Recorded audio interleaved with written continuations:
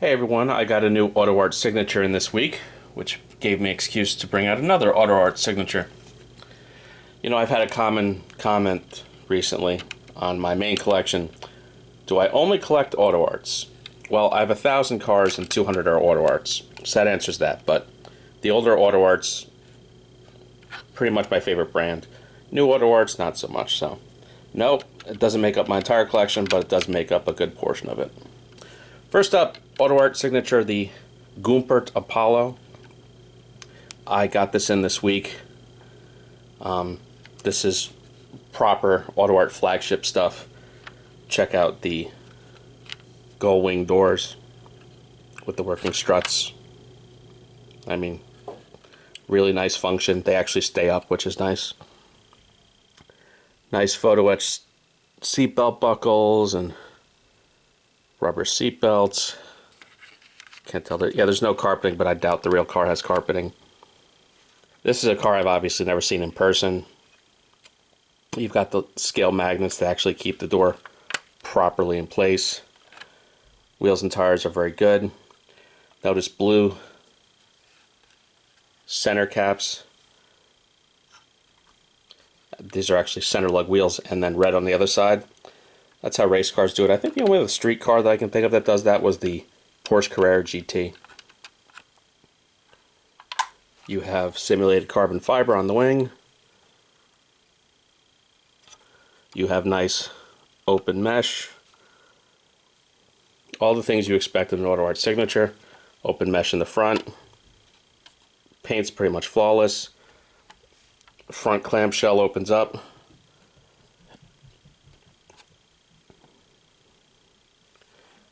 The rear opens up, and then that opens again. Scale struts, really nice detail.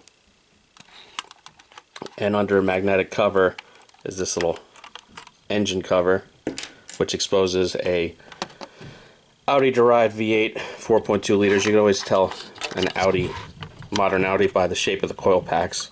It's very much a VW Audi coil pack setup right there. 4.2 liter V8, some you probably would have seen in the Audi R8 or the Audi RS4, but this has twin turbos, so substantially faster in both those cars. Again, really nice piece. Retail on this would have been probably about $300. I got it from Diecast wholesale models for what, about $170 this week, so reasonable price. That price, I'm definitely not mad at it. Packaging, you have your usual black and silver signature package. You have your gray clamshell styro. This one is car number 822. Again, I wish they'd tell me out of how many. Here's your little instructional graphic.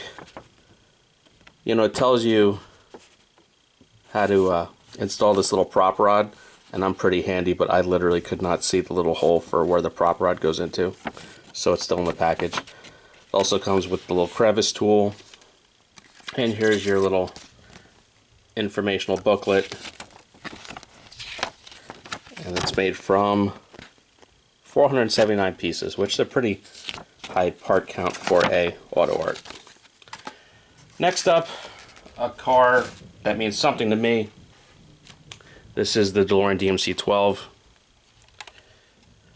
It's also here because it also has gull wing doors like the Gumpert. Again, this is Autoart signature. I've driven DeLoreans actually quite a bit. A good friend of mine had 2 of them. I actually led a local township parade in a DeLorean, which is quite an experience because they have a manual steering, and it was a manual, and a parade goes 1 or 2 miles per hour. So if you let out the clutch, you're going too fast. So a lot of just in and out of the clutch for 2 hours. Interior is very well done. You have scaled door struts again. These doors don't stay open, but the joke is most DeLoreans, that's a problem on them today. Most need upgraded door struts. You have, again, nice scale mesh. For an engine, these had the PRV V6.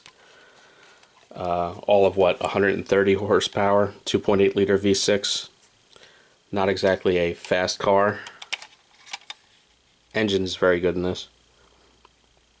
But it really didn't need to be a fast car in, 1980-ish.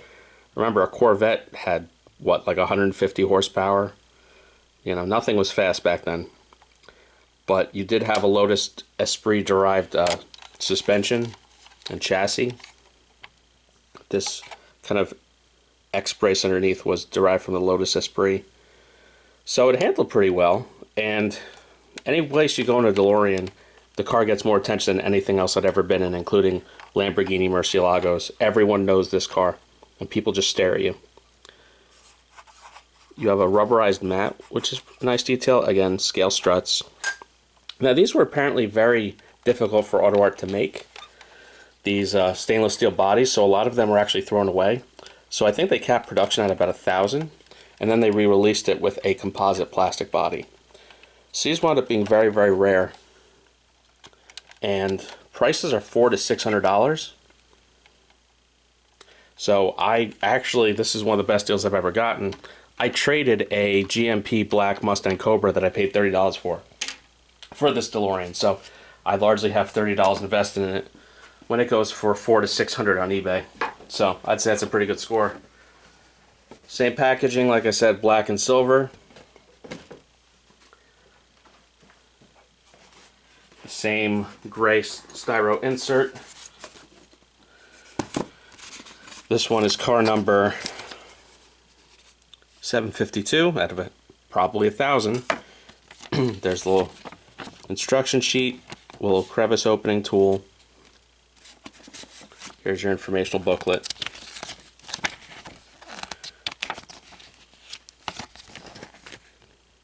Made up of 290 separate pieces.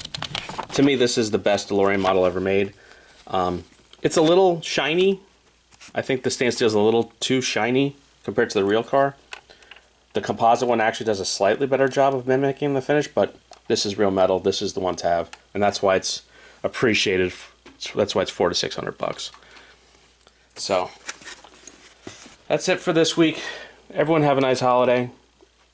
I'll still manage to get a review out next week, even though it'll be my little Christmas break. Everyone have a good one. Please like and subscribe.